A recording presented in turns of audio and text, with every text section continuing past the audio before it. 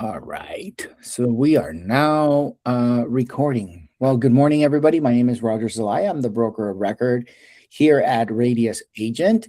And then my other official title is head of brokerage. So today we're going to go over two different documents. One is the residential purchase agreement known as the RLA. The other one is the BRBC, which is the buyer representation and compensation agreement. I'd like to make it interactive. We only have 3 people on the call. So if you guys have any questions, just don't even raise your hand. Just blurt it out or say Roger and ask me the question and we'll go over it, right? I want to make sure that everybody can see my screen. Can everybody see my screen? Somebody say something. Yes, I hope so. Yes. All right, amazing. Okay, so the first document we're going to look at today is the residential listing agreement. Before I get started, do you have any specific questions about the RLA that I can answer before I kind of jump into it? All right. If you do, just blurt it out, like I said, right? In this example, we're going to go with the seller, and it's going to be an entity or a company. The most common error that we see on a RPA, RLA, or any other document, for example, is that they have the name of the seller correctly as ABC Company Incorporated, but then they sign as ABC Company Incorporated. Now, a company is an entity and it is not a human being, and a company cannot sign on its behalf because it's not an entity. So we have to sign here as, you know, whoever manages or is in charge or is authorized to sign on behalf of that company, right? In this example, we have ABC Company. We have ABC Company, which is the entity, and I've clicked on entity sellers.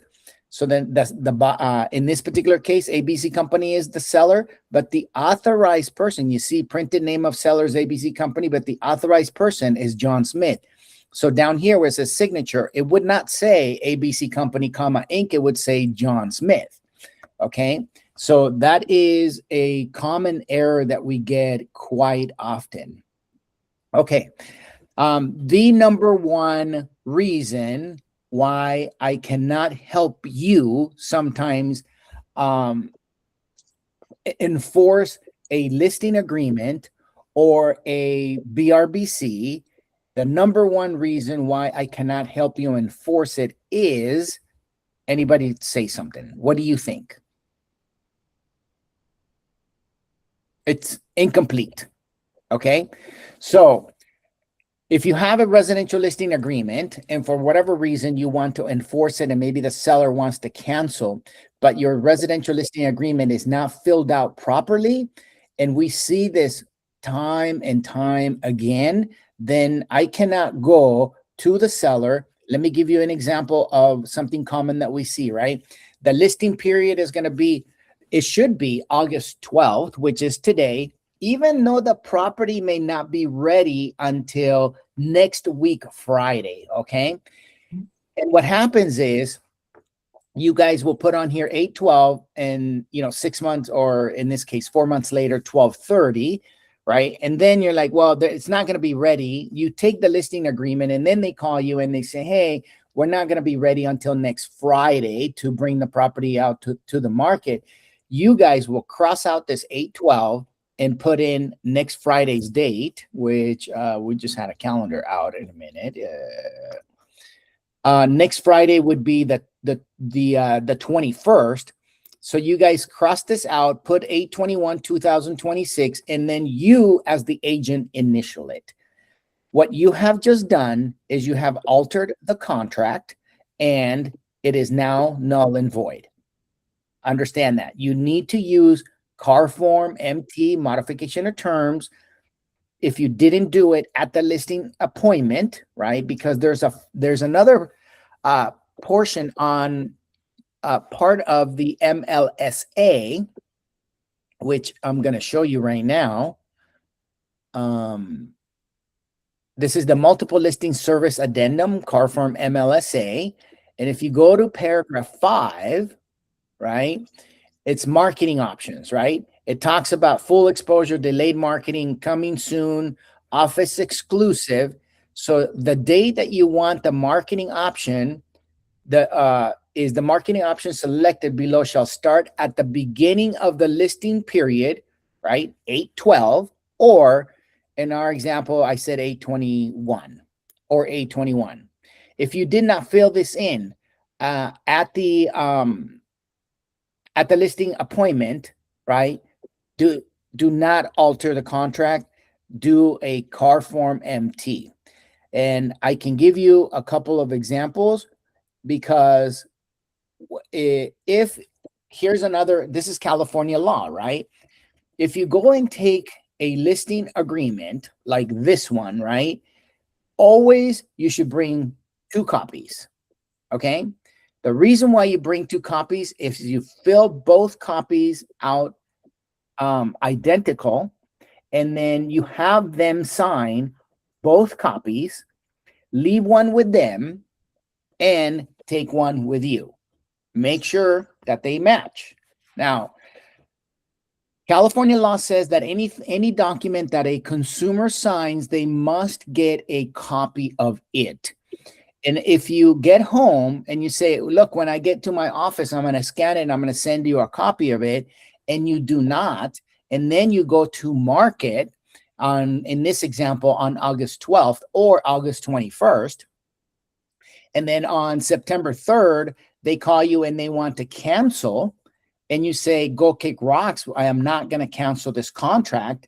Then they usually will, there's usually some other real estate person in the background giving them advice. And then they're like, look, I found out who the broker of record is. And why don't you call him or her? And here's his information, because if you Google my name, you'll be able to find my email address. And then they tell me that that perhaps you didn't give them a copy of it, right? And then I call you and like, yeah, dude, I messed up. I didn't give him a copy of it. You have a contract that is not enforceable, right? If you changed it, the listing period from, and you crossed it out and you put 8/21 and you initialed it because you now have altered the contract, I cannot help you. Like, more than like I have canceled agreements because the evidence that the seller gives me is not what we have in our paperwork, right? So what they have is, what we have is altered. What they have is perhaps you guys didn't even put dates in here, right? So that's super important. Of course, the sales price compensation, let's talk about that, right? Compensation is negotiable. It could be 1, it could be 2, it could be 3, it could be 10. I don't know, right? It depends. Now, one of the issues that we've been having lately is that some listing agents have transaction coordinators, as they should, which I encourage that, but they don't. They want to charge an additional $500 that goes to the transaction coordinator, right? So what they will do is they will go into additional terms, and then they will put transaction coordinator fee $500, right? And then they'll go transaction. Now, just so you know, is this enforceable? The answer is yes, right? Is it in compliance? The answer is no, because the Department of Real Estate does not like it when we charge the consumer an admin fee, transaction fee, or any other fee outside of commission. That's why this is here. So that when you are charging that, we will, or you should know, right? You're going to charge them 3% of the listing price and $500. So this is called additional commission, right? So, if you don't put it on the listing agreement and you want to charge it later, don't go in here and add 500 after the seller is signed. You got to do a modification of terms, right? So additional compensation for seller's broker for additional effort needed to facilitate the transaction. This is when you have a non-represented buyer, which we are seeing more and more of them. I would probably say that we see between 4 and 5 unrepresented buyers per week, where the agent, whether it's a buyer's agent or the listing agent, calls me, usually not the buyer's agent, it's going to usually be the listing agent, calls me and says, look, I have an unrepresented buyer. My first question is, yes, you can help them. And that's a totally different class, but make sure that when you are helping them, you're not really answering questions for this buyer, because the moment you give them answers with advice, you've automatically created agency with them and you're not even getting paid for it, right? So you could put here, 3% or 13%. Everything is negotiable, right? So you could put 2%. And that will apply only if you have a buyer non-agency agreement, right? The continuation right to compensate broker for identified prospective buyers, 60 days. It could also be 90 days. It could also be 30 days. It depends on what you and the seller agree to, okay? This one is if you are paying, let's say, for example, Athene, you get a referral from Northern California, whether it's ABC, XYZ, EXP, or even Radius, you should disclose that, look, I am here because another broker sent me this referral and I have to pay them a referral fee. And make sure that you are disclosing card form RAD, which is right here. Okay. This one is also super important, right? Is excluded items, right? So maybe they have a chandelier that has been in the family for 80 years and they want to exclude that chandelier. Now keep in mind, just because you put it on here as a chandelier, we'll say living room chandelier. Just because you put it on here, it doesn't, it just is a reminder to you, but if you must put it on the counter, on the seller counter offer, that living room chandelier is going to be excluded from the system, right? Ask them, do you have any leased items, right? Propane tanks is very common in rural areas, right? Do you have solar? Do you have a water softener? Do you have an alarm system? Are there any items that are leaned, like the solar system? More than likely is going to be leaned, right? Or do they have any other liens, maybe on the windows or doors or heating or air conditioning or anything else, right? Do you have any smart features that you prefer to include, or anything that you want to exclude, right? If you've been to one of my classes, we talked about a dedicated iPad, and so maybe they want to exclude that iPad in here, but you still have to give them something for them to manage that, right? And you always should, like, if you're going to exclude something, my opinion is, look, we're probably going to sell the house anyways, and if you want to exclude it, let's remove it from the view of the buyers, right? So the property will be marketed in the following MLSs, right? So I am a member of CRMLS, right? And they make mention of car form MLSA. Any questions so far? Yes. Roger. Oh, Teresa. Hello. Hi, Roger. Hi, everybody. This is Teresa. I have a quick question. The two forms, the form that you said to bring the 2 copies is what? What is that form again? The entire identical you bring and you leave it with the seller. What is that form? All of it. The residential listing agreement.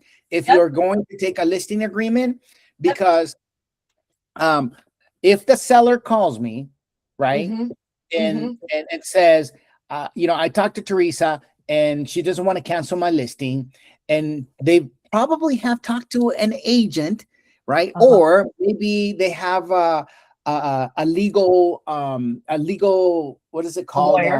Lawyer. They have a lawyer, right? And they're like, well, the lawyer may say, well, did you get a copy of it? No, I did not. Okay, well, if you didn't get a copy of it, you don't have a valid agreement, period, end of story. That's why when you go buy a vehicle, they give you copies of everything, right? Everything. And if this seller calls me and says, look, they don't have to say I spoke to an attorney, but I did not get a copy of my listing agreement, the first thing I'm going to do is, look, let me look into it. I'll get back to you. Pick up the phone and say, ring, ring. Teresa, you took a listing at 123 Test Street? Yep. And the seller wants to cancel. Yep. And I am not going to cancel. Well, she's telling me you didn't leave them a copy of the agreement. And you're like, dude, I was supposed to scan it and send it to them when I got home. Life got in the way. I went to another appointment, and you're right. I didn't send it to them. All right. Sorry, Teresa. I have to cancel it. Okay. Right. Okay. So as long as you do that, I always do leave a copy. I hope everybody else does, but I always do that. But you're just saying if there's any change and they change it like, hey, I'm going to do it in 2 weeks versus from the time that you get the RLA fully executed, right? You just use an MT. That's the best way to do it, right? Yes and no. If they tell you that today, you go to the MLSA and on the MLSA, there is on page 3 of the MLSA, it's item number 2, right? Marketing option. The marketing option below shall start at the beginning of the listing period, or in our example, on August 21st, because they got to clean up, they got to do this, they got to do that, right? Got it. Okay. So okay. Thank you. Do not alter the contract, and you initial it. It needs to be initialed by both parties, and they should have a copy of whatever it is that you, whatever you have on file, it should match them, right? I've had agreements where the number one problem, they did leave a copy of it, but this was blank. So if this is blank like this, and yours is filled in the date that it went live, and you've altered the contract. As a matter of fact, you don't even have a valid contract, right? Exactly. One more thing that came up this week recently, right, is, have you guys ever heard the term one to list, and I'm talking about signatures, 1 to list, 2 to sell? Have you guys ever heard of that? No. Okay, so if you have, I'll give you an example for my personal property. It is in a trust. And I think you might know him, Teresa. His name is Mike Pawa. Yeah. So Mike called me. I think it was Mike. No, Ruben. And he said, and he's representing the buyer. Check this out. The listing agent said, I have a listing agreement. Sorry, the listing agent said that they did not need both signatures on the residential purchase agreement to ratify it. In my personal property, right, that it is in a trust, we have 2 trustees because we're both alive. Elizabeth, my wife, and Roger, me, right? So we both must sign a listing agreement, disclosures, whatever, right? Now, what this agent was telling Ruben, was, no, I just need 1 signature. The answer is no. She likely does not have a valid listing agreement, and Ruben did not have a fully executed purchase agreement until 7 days later. Okay. So be sure that if it's an entity, especially a trust, that all trustees are going to be signing. There's really no way for you to know, but you got to ask, right? Because there could be 3, there could be 4 trustees. I mean, you just have to do everything the way it says. And like you said, whatever one to be valid, both of those copies have to be the same. Got it. That's correct. Thank you. Or again, you go home, you scan it, and you email it instantly, right? Don't wait 1 or 2 or 3 days, or even don't ever send it to them, right? Yeah. Okay, so let's continue here. Thank We talked Thank about that living room. We you. talked publication of seller willingness to consider concessions. The MLS, I'm CRMLS, and I think Jason, you are not CRMLS. But at CRMLS, let me see. There is a checkbox that says seller willing to consider concessions. Okay. So you don't type it on CRMLS saying seller will pay buyer's agent commission. You don't put that on there. There's a little box. You click it just like you would click this one, and that's where that information goes. Okay. Investigation report, natural disclosures. You know, they're going to do a roof inspection, general home inspection, whatever, right? Broker compensation advisory, it's already included. We are starting to see, guys, some short sales, right?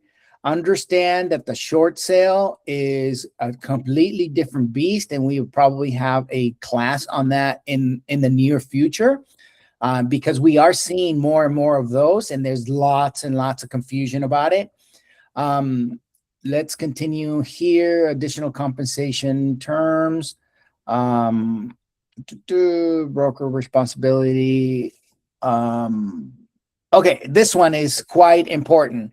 Back in 2014, when I was super active with buyers, they used to write letters, and I got a few offers accepted because they're like, oh, you know what? The seller said that they really like the letter, and they want, they loved it when the seller's children went to that school, and these people want to absolutely attend that school. Even though we have a better offer, we're going to go with this, nicely written letter because I feel like their children should go to the school that my children went, right?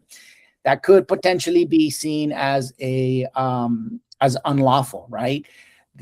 Seller's advice of the practice of many buyers and their agents include a buyer letter and with the offer to try to influence, which it worked, a seller to accept a buyer's offer. Buyer's letters may include photos, videos, whether overt or unintentional. Buyer letters may contain information about the buyer's protected class, right? I'm Hispanic, I'm Latino, I'm Black, I'm, Asian, protected class or characteristics. Deciding whether to accept an offer based upon protected class or characteristics is unlawful. Broker will not review the content of letters and see the CAR form FHDA for further information.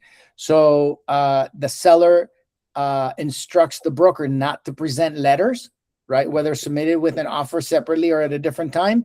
Seller authorizes broker to specify in the MLS that the buyer letters will not be represented. Or 2, seller instructs the broker to present the letter if checked on paragraph 2F. So which is going to be over here. 2F is over here.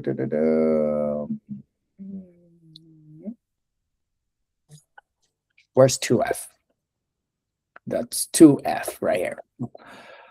So seller wants to see the letters, right? My recommendation from a broker perspective, don't do it, right? Because they could be influenced, right? Does anybody have any questions? Okay, let me continue here. Sorry, good faith. Yeah, we talked about those letters, right? Let's see, disclosure. So, the agency disclosure, possible dual agency. We've talked about that. So in California, it is possible that you can represent multiple buyers and sellers. If you have an unrepresented buyer, I'm going to touch on this briefly. You must absolutely have CAR form BNA filled out, because there's lots of people that have gone onto ChatGPT, or they've gone on the internet or YouTube, and they found somebody, that basically says, no, you don't need an agent, and you should do this and you should do that. But then they come to you and they don't have the form. And what they want you to do is they say, send me a purchase agreement that is, send me a purchase agreement that is not filled out. I'll fill it out.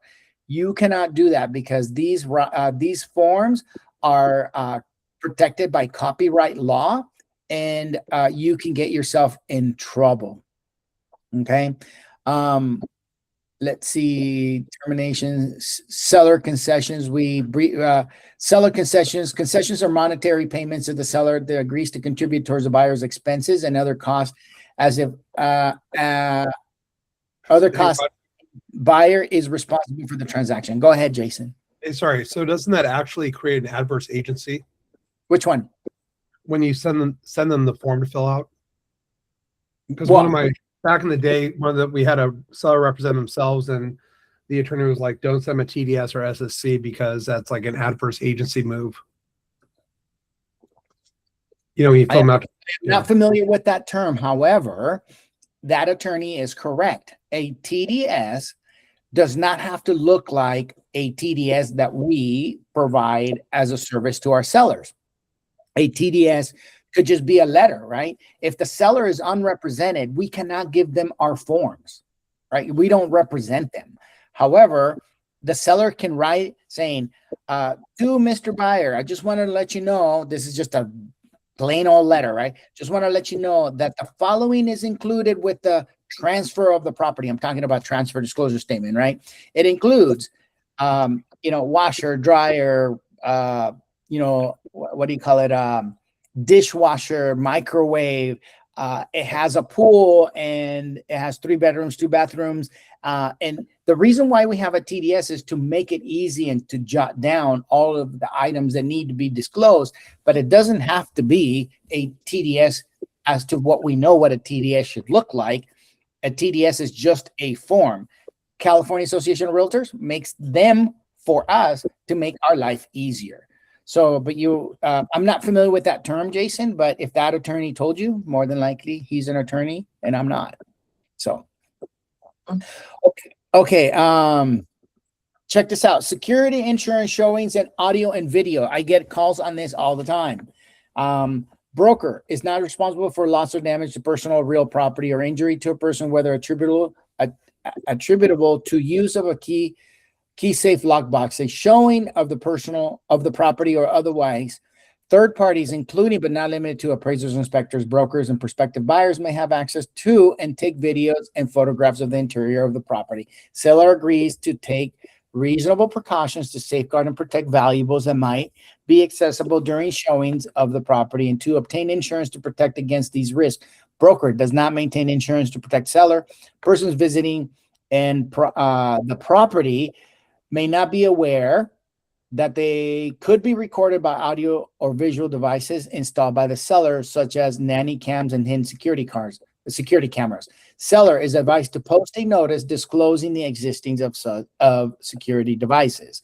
So a simple smile, you're being recorded or something like that is totally fine, but the seller needs to do that, right? When I was a buyer's agent, we were outside and the Ring camera captured how enthusiastic and excited the buyer was to make an offer.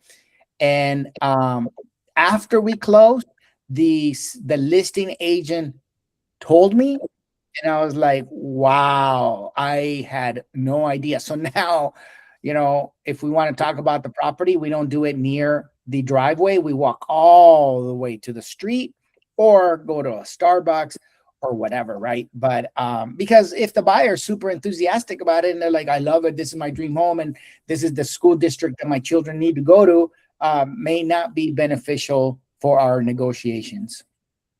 Okay. Let's see. Digitally altered images. This one is a new one that has been that has been enforced more often today than ever before, right? If broker uses digitally altered images, right, in an advertising or any other promotional material to market the property, broker must comply with the Business and Professional Code, whatever, 10140.8 as follows, including a reasonable conspicuous statement located on or adjacent to the digital altered image stating that the image is altered, right? So this, and I think most MLSs nowadays, they have a little button that says if it's digitally altered or not, which of course, there's lots of them, right? You can get a picture of a living room in the property. Sorry. Excuse me.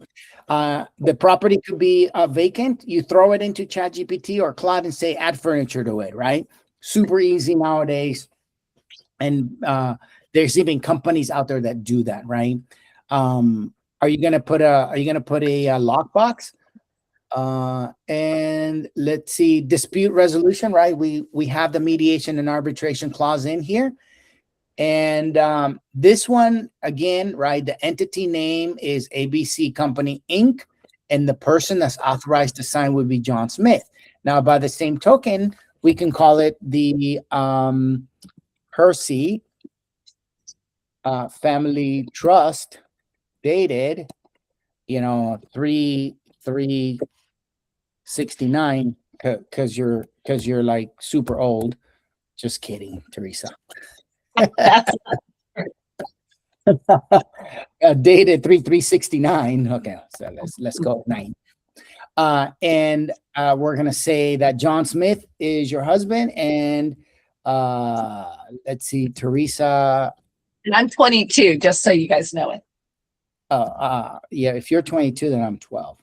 I'm just kidding. We're probably the same age. Hersey, right? So now in this example, see, Teresa is down here. What's her title? Well, she is a trustee, right? And so is John Smith, her husband.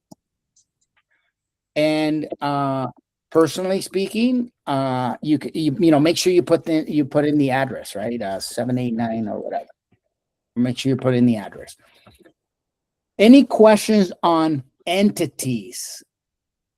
Because that one is a big one that we see. If you don't have any questions, we can move on. Right now, this didn't change it to a title. How did you know it's trustee? Because maybe according to the okay, because it's a trust. But if it's an LLC, sometimes they're a member. So I guess do you have? I guess it's good practice to ask them for the operating agreement from the get-go, right?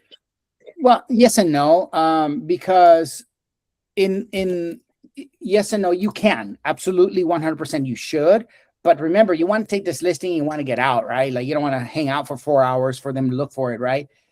100% of the time, or I shouldn't say 100% of the time, but the vast majority of the time, ABC Company, LLC, or Inc., whoever it is, John Smith knows that his title is manager, right? Or president, or whatever, right? They usually will know.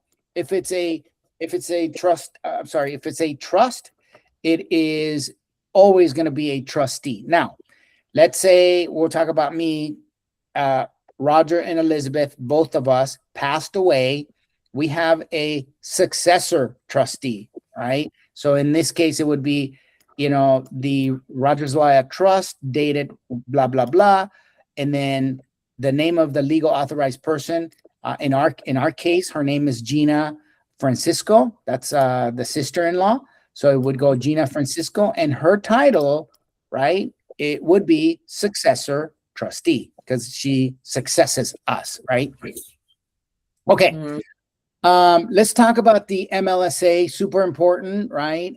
Because usually most MLSs have clear cooperation, right? So that's not really necessarily an issue. If they want total internet opt-out, which is some sellers want that, right? I don't know why they would, but some sellers want that. The seller may prevent the property from being marketed on the internet, which will keep the property in the MLS systems only, right? It doesn't mean that it is a office exclusive, right? For other brokers and their agents to see, but the property listing will not be displayed outside the MLS on real estate portals, websites, social media, etc. Right? So, do you want limited internet information opt-outs like property or property address? You can on CRMLS. You would then have to call me for me to not send out the property address to the portals, including the property itself, right? Let's see.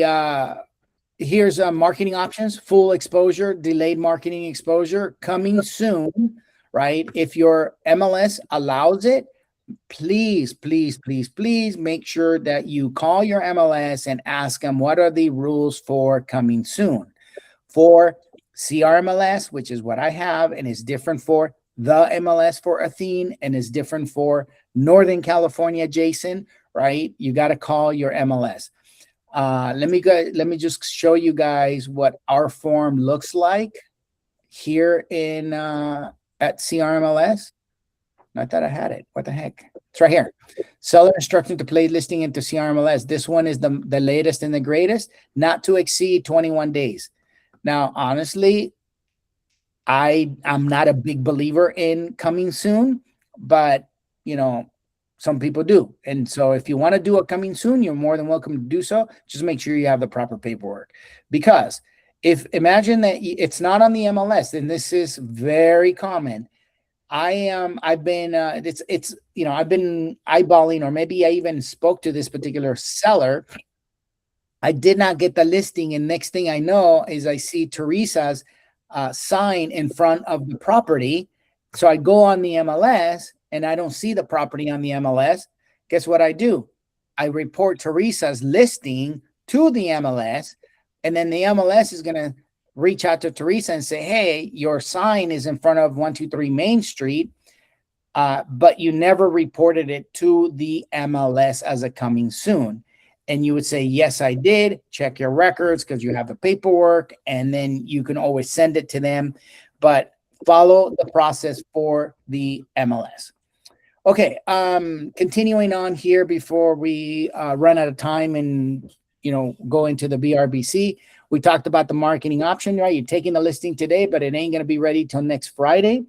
Or maybe you do. In this case, you also want to do a coming soon, right? And everything else is there. So these are just normal disclosures.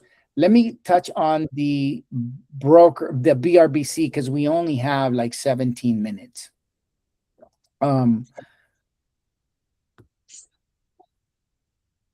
Okay, so this is the BRBC. Again, agency disclosure, right? This is for Mr. Nice Buyer or Miss Nice Buyer. Again, number one reason why we cannot help you to enforce a BRBC is it's not complete. It is, or I'm going to tell you guys a story. She did not join today, and I won't tell you her name, but she's in Northern California. Can anybody do math at $2.5 million at 2.5%? What is the commission? $2.5 million times 2.5% is $62,500. Everybody agree on that? Yep. So now the seller had some kind of connection with an attorney. So they requested from the buyer's agent, okay, the BRBC, and she went ahead and sent the BRBC, right? And if you look at this BRBC from 8/12 to January 6, 2027, is this a valid BRBC, yes or no? No. No. That is correct. It is not valid. Why not? It's beyond 90 days. Beyond 90 days. That's exactly It's correct. Only 90 days.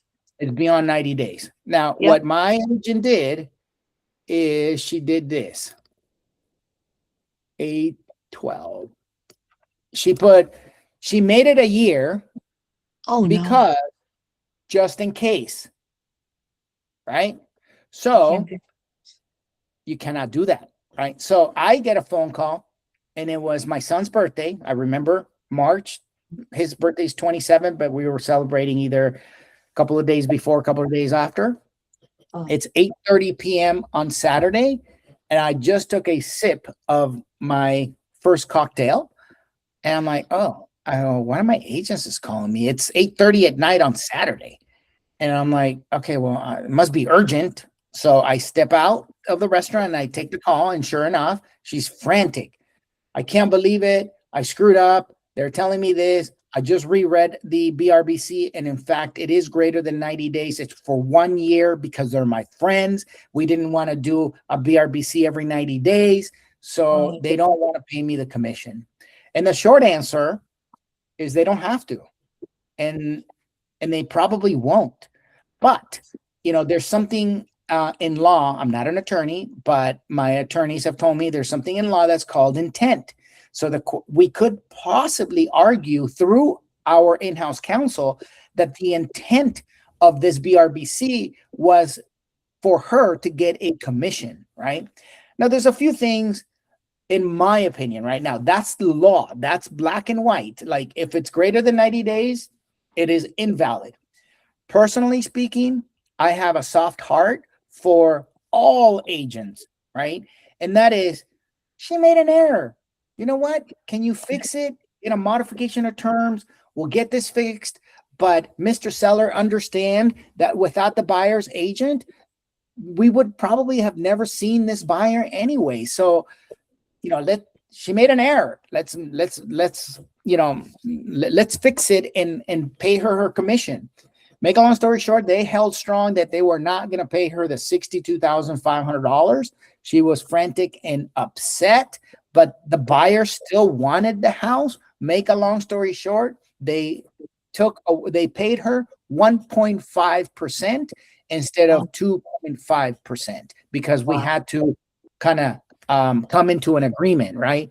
And then we had to do a modification of terms on that BRBC, and everything was fine. But the seller, now think about it, right? A $2.5 million seller in Northern California, may have a little bit more connections to different people, including, lawyers and attorneys and advisors, whatever, right? Versus, what you and I deal with here, Teresa, in Southern California on a first-time home buyer for $800,000, they may not have such resources, right? And they rely on us a lot.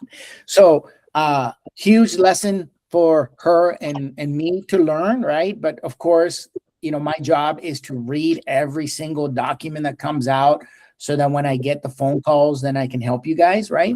If this is the buyer is a corporation, make sure you click here, right? But this would not be a valid agreement, right? So change it to Roger, the BRBC doesn't need to be presented with offers anymore. No, it does not.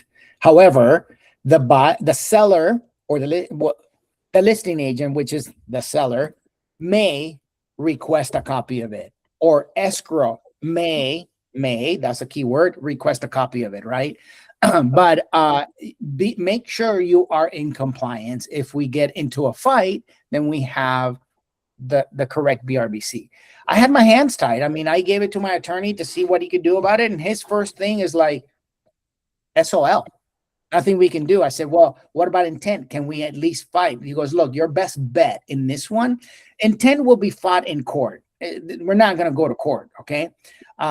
But he said, your best bet is to plead your case with the listing agent to go to the seller so you guys can get something rather than nothing. And they said, look, yeah, sure, we'll pay you 1.5. I think they started with we'll just give you a flat fee, like a referral fee.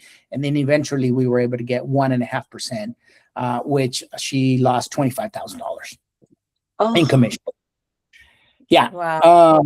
So if a buyer is taking out, a buyer's agent is taking out buyers without having this fully executed, they're basically, they're just not protected at all. And if the listing agent and or seller asks for that BRBC and there isn't one that's signed, the seller may likely, right? I mean, it's not a good situation. Yeah, think about it, right? I wish I could pause the recording, but I'm just going to tell it like it is anyways. If I'm taking my brother out to go look at properties, it is highly unlikely I'm going to have a BRBC. Okay. If I'm taking mom, dad, brother, sister, uncle, aunt, unlikely I'll have a BRBC. Let's be honest, right? That's just life. But if I am meeting somebody at an open house and then they want to go see a property, I will 100% of the time will have a BRBC, right? So think about it. The seller is no longer responsible for paying your commission as a buyer's agent. It is the buyer that's responsible to committing to you how much they're going to pay you, right? And have an agreement between buyer and buyer's agent for whatever the amount is. Like in this example, it's 3% plus $500. However, if you don't have an agreement, you don't have authorization to get paid. Now, the way that the contract works is once you have that BRBC in place, then on your offer, you put on there, Mr. Seller, please pay the 3% plus $500 on behalf of the buyer. And if they agree to it, you must have a BRBC. Okay. Payments. Okay. Again, if you're getting a referral fee, right? Make sure you go in here and put on there that the broker is paying a referral fee. Like, let's say if it was you, Athene, taking the listing from from Jason that referred it from Northern California. You are in NorCal, correct, Jason? I keep saying that. Correct. Okay, cool. So make sure you click on that, right? Now, buyer, so there, I'm talking about this one right here. Buyer does not have sufficient funds to pay broker, right? Buyer's broker obligation to represent buyer in a transaction is contingent upon seller's agreement to pay the amount of compensation in 2E, which is 2E1, which is the 3%. So it depends on your buyer, right? I've had very, very few buyers that actually wired additional money for the commission for the buyer's agent. I would probably say 95 to 99% of all the deals that we do always are paid by the seller. So to give a peace of mind to your buyer, you always, if that's what you guys talk about, you can leave it clicked or unchecked, right? Let's see, compensation to broker. We have 7 minutes, guys. Okay, so if you show them properties, right, make sure you give them continuation right to compensation for broker involved properties. If you showed them 123 Main Street and 567 XYZ Street, and then they want to cancel this agreement, right, and you are willing to cancel it, then make sure that you have a list. Now, let's talk about exclusive. Okay, so it's right here. Paragraph 2A2, type of representation. It defaults to non-exclusive or exclusive, only valid if checked and initial on paragraph 15. Which one do you want to have? All right, do you want to have an exclusive or non-exclusive? I'm going to tell you guys that you should probably have an exclusive all the time. However, this is my personal opinion, and I am not telling you how to run your business. But my personal opinion, when agents call me and says, look, this buyer wants to cancel this BRBC, I've shown them 17 properties. All of a sudden, they're ghosting me, and now I get a text because they're not talking to me, and they want me to cancel the BRBC. Okay, the first, I'm going to give you guys two answers. The first corporate answer, or according to the contract, you don't have to cancel it unless they give you a 30-day notice to cancel it, which is in the contract, right? That's one. And number two, I will cancel a listing from a personal, this is my personal transactions, right? If a seller calls me and says, I don't want to sell because you're ugly, Roger, I'll be like, look, I only want to deal with people that like me. And if you think I'm ugly, I'm out. So no worries. I'll send you the cancellation. I'll lose, $500 or $600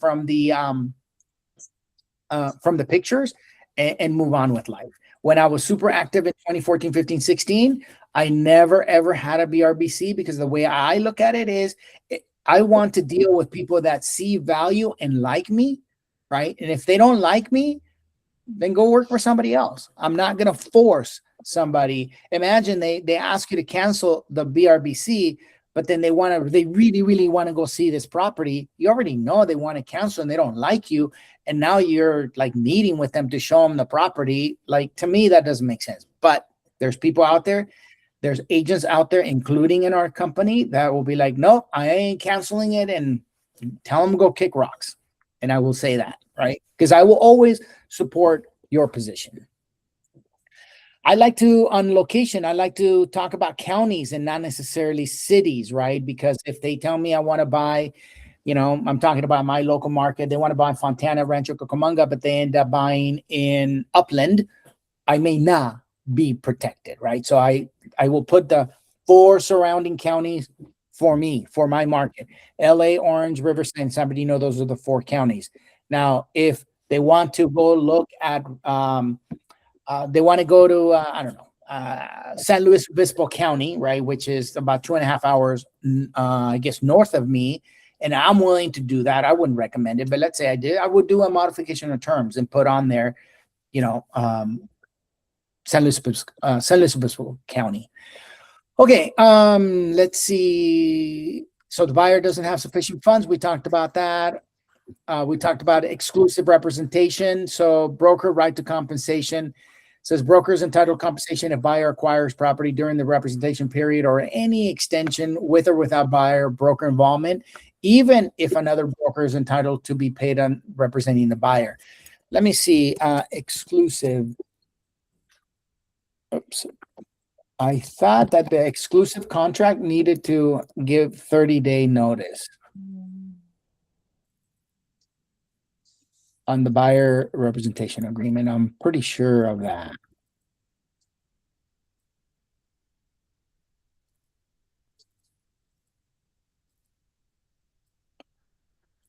Okay, and where's the BRBC? BCA.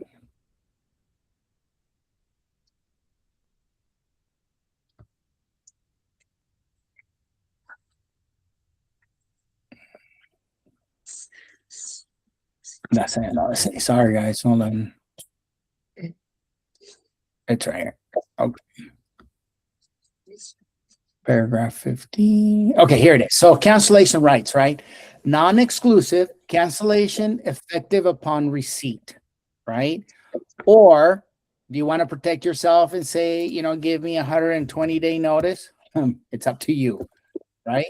But the exclusive cancellation is effective 30 or, you know, not to exceed 30 days after receipt, right? Cancellation effective 30 days after receipt.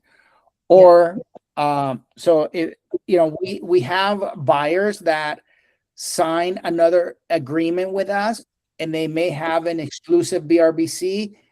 And my recommendation, guys, is don't get involved in the middle of an exclusive contract because you can be in an ethics hearing. And we just had somebody that solicited purposely, our agent solicited purposely a listing, and the listing agent found out about it because the seller told them, and they are paying $2,500 because they were called to an ethics complaint. Okay, so exclusive agreements, don't do it.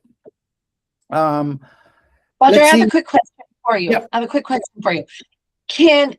How do we know when we meet an unrepresented buyer that they do not have a BRBC with another realtor?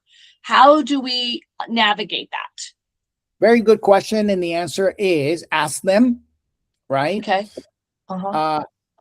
And then let me read this again to you. Yeah, because I'm reading it also. Yeah. Exclusive representation, buyer acquisition, right? I think, was it this? Yeah, it says on here, paragraph 15, broker is entitled to compensation if buyer acquires property during representation period or any extension with or without the broker involvement, even if another broker is also entitled to be paid for representing the buyer. What that means, the way that I interpret that, right, is let's say that you meet a buyer, Teresa. The buyer signs a buyer representation agreement. You ask them, do you have any other buyer representation agreement with anybody else? They say no. And you're like, great. You go and show them the property, you get it into escrow, and you close, right? Then the buyer, not you, Teresa, the buyer now owes a commission to the previous broker that they thought that they didn't have an exclusive or even a BRBC signed with them. Now, understand this. Do most buyers have extra cash, especially first-time home buyers, right? And I'm not talking the people that buy, you know, a $3.5 million house in San Francisco. I'm talking about the first-time home buyers we deal with here in the Inland Empire at 800,000. Do they have an additional, you know, 2 times 8 is $16,000 to pay? No, they don't, right? So, but is it our problem? The answer is no, it is not. But we want to protect our customers, right? So make sure, like, if you have one, let me see it so that, you know, we know, like, you know, maybe they're on, you know, on the 20, maybe they're like 3 more days and their agreement is expired. So you just got to wait 3 days to get a new BRBC to go show them properties. Okay. So let me stop the recording right now, and then we can go into any